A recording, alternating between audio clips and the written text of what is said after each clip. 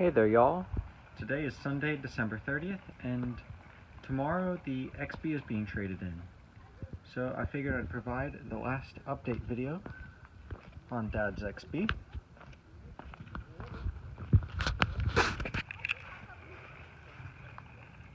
Here's the key. Just a typical Toyota one-piece key and a Toyota unlock sound. Speaking of Toyotas, the RAV4 is okay.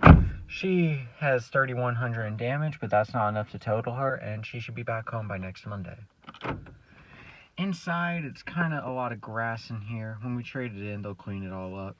I thought about cleaning it myself, but my dad was like, they're going to clean it anyway. And there is one issue with the XB that happened recently, and it is that my dad, as y'all have probably seen over the years, has been kind of hard on stuff, and he wore a hole in the floor. But that didn't affect our appraisal. We went by CarMax today, and they gave us a good note, so that's very promising, and we're hoping to get that note at the new vehicle's dealer tomorrow. We already know what the new vehicle is. In fact, it's actually right behind me right now. I'm just not showing it to be mysterious. Technically, we haven't bought the new vehicle yet. It's just we have it on an extended test drive because demand is so high for new vehicles right now, being the end of the year and all, but this is pretty exciting. I found a good truck, and that's what it is, a truck, and I hope it lasts well.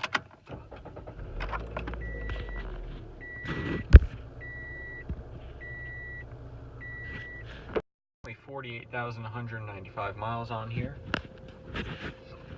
so not a whole lot. The RAV4 and the Rogue both have more miles on them. The Ranger had more miles on it too when it got traded in. Even Mom's MPV was owned for longer and had more miles on it when it was traded in. Along with a Grand Caravan in the early 2000s my parents had, this is the shortest they have ever owned a vehicle.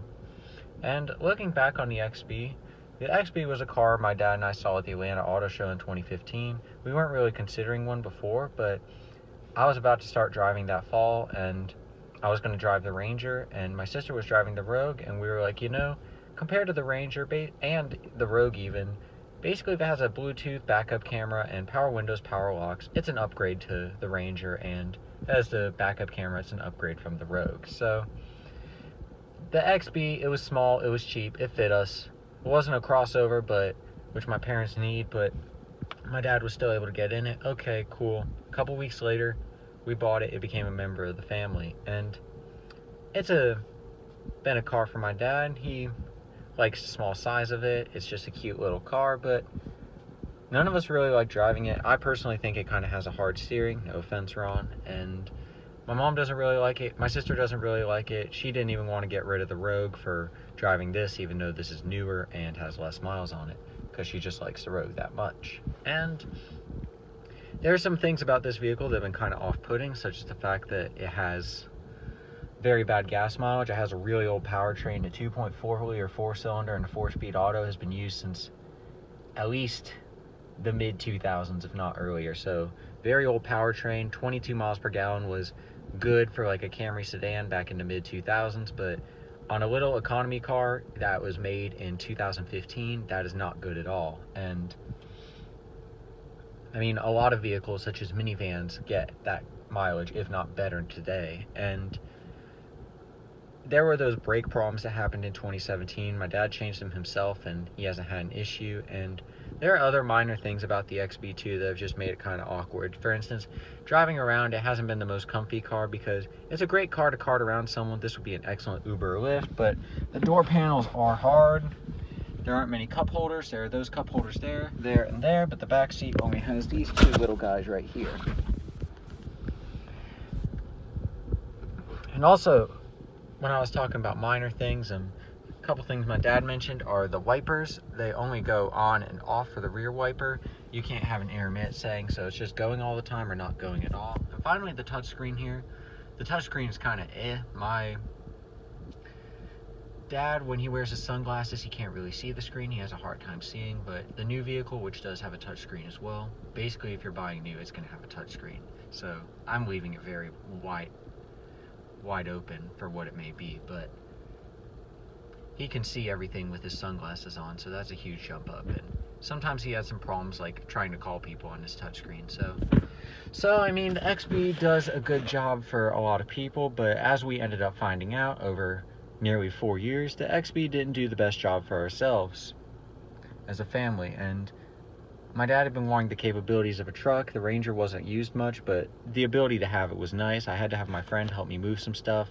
We put some brush in the RAV once, so the Ranger has had some times that it could have been useful since it was traded in 2016. So I might write up something, I don't know right now, but basically I just wanted to take this video from my YouTube channel, which has over 200 subs, and I'm surprised at how many views some of those videos get. Like that video when my dad first got the XB, that got well over 10,000 views, and that was pretty shocking. But I just wanted to update that this is the goodbye for the XB, and I hope Ron Burgundy, because it's Burgundy and that's the name my dad gave it. I never watched Anchorman, my dad did. I hope Ron Burgundy lives a good life with a new family. No local family wanted him, and this was such a sudden notice that I'm hoping Ron's going to have a good time. As much as I've bashed him and been like, oh, I don't want to drive a little box, he has a purpose, and we're going to miss him. So thanks y'all so much for watching, and please have a happy new year and a good night.